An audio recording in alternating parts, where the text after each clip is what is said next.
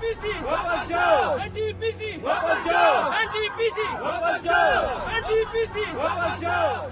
चारधाम यात्रा का गेटवे कहे जाने वाला उत्तराखंड का जोशीमठ शहर धंस रहा है। 300 मीटर के दायरे में आने वाले घरों का तो ये हाल है कि हर दिन दरारें बड़ी होती जा रही हैं। बरसों की कमाई से बनाए मकान जमीन के अंदर समा रहे हैं। अब तक 600 से ज्यादा घरों में दरार देखी गई है। 3000 से ज्यादा लोग प्रभावित हैं। ये लोग अपना घर छोड़कर या तो रिलीफ कैंप में रह रहे हैं या फिर दूसरे शहरों में अपने रिश्तेदारों के यहाँ। इन लोगों का बस एक सवाल है कि आखिर जोशीमठ के धंसने का दोषी कौन है। वैसे तो जोशीमठ के हालातों को देखने के लिए 1976 में बनी मिश्रा कमेटी के सुझावों में यहाँ भारी पत्थरों को ना हटाने, विस्फोट ना करने की बात की गई थी, लेकिन इन तमाम सुझावों के उलट हाल के सालों में यहाँ जमकर विकास के नाम पर होटल्स का निर्माण, सड़क का निर्माण हुआ। लेकिन यहाँ के लोग प्रमुख दोष दे रहे हैं एनटीपीसी जल विद्युत परियोजना को, जिसके लिए 16 किलोमीटर की सुरंग खोदी गई जो जोशीमठ के नीचे से जाती है। हालांकि एनटीपीसी ने इन तमाम बातों को खारिज किया है। लेकिन ये प्रोजेक्ट है क्या, तो बता दें कि 31 दिसंबर 2002 को एनटीपीसी यानी नेशनल थर्मल पावर कॉर्पोरेशन और उत्तराखंड सरकार के बीच चमोली जिले की धौली गंगा नदी पर हाइड्रो पावर प्रोजेक्ट बनाने का समझौता हुआ। नाम था Tapovan Vishnugarh hydro power plant. 23 जून 2004 को इस समझौते पर हस्ताक्षर हुए।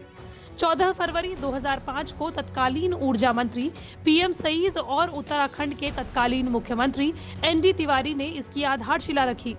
ये पावर प्लांट अलकनंदा नदी के किनारे बन रहा है। धौली गंगा नदी पर बैराज बन रहा है। ये पावर प्लांट 520 मेगावाट का हाइड्रो इलेक्ट्रिक प्रोजेक्ट है। इसके बनने के बाद सालाना 2.5 टेरावाट आवर बिजली पैदा होने की उम्मीदें हैं। इस प्रोजेक्ट की अनुमानित लागत 2978.5 करोड़ बताई जाती है। बताया जाता है कि इस जल विद्युत परियोजना के लिए जोशीमठ की पहाड़ी के नीचे से एक सुरंग का निर्माण कर धौली गंगा का पानी पहुंचाने की कोशिश की गई है। फरवरी 2021 में ऋषिगंगा नदी में आई बाढ़ ने तपोवन परियोजना को काफी नुकसान पहुंचाया था और इस परियोजना को लेकर बनाई सुरंग में भी बाढ़ का पानी भर गया था, जिस वजह से सुरंग का काम पूरा नहीं हुआ था और बाढ़ का पानी भरने से जोशीमठ के नीचे पहाड़ की मिट्टी ने वो पानी सोख लिया। पर्यावरणविदों का मानना है कि जोशीमठ पहाड़ी के पानी सोखने की वजह से ही बीते साल घरों के दरकने की घटनाएं सामने आई थी।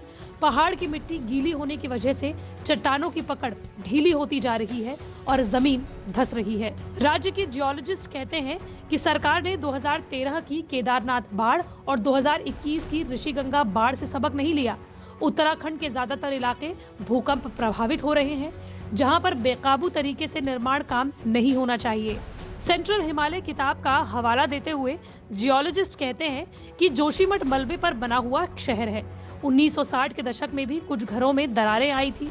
उस समय भी कहा गया था कि ज्यादा से ज्यादा पेड़ लगाने की जरूरत है, जोशीमठ में ज्यादा विकास कार्य नहीं होना चाहिए, पर इन सब का कोई पालन नहीं किया गया।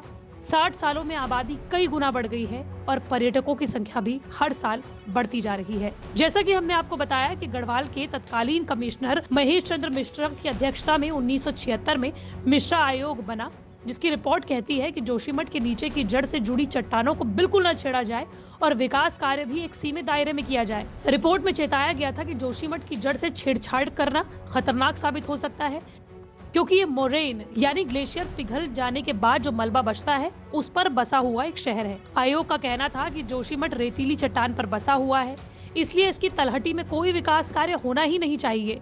खनन तो बिल्कुल भी नहीं होना चाहिए।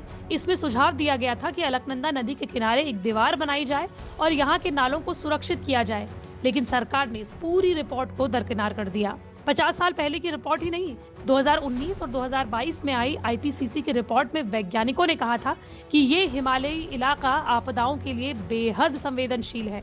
हालांकि दूसरी ओर स्थानीय लोगों के एनटीपीसी की जल विद्युत परियोजना के विरोध करने पर एनटीपीसी ने इन तमाम आरोपों को खारिज किया है। एनटीपीसी ने एक बयान जारी कर दावा किया है कि सुरंग जोशीमठ शहर के नीचे से जाती ही नहीं है और इसे बनाने के लिए टनल बोरिंग मशीन का इस्तेमाल किया जा रहा है, न कि ब्लास्टिंग का। एनटीपीसी का तो ये भी कहना है कि जोशीमठ के धंसने और सुरंग के निर्माण में कोई कनेक्शन नहीं है।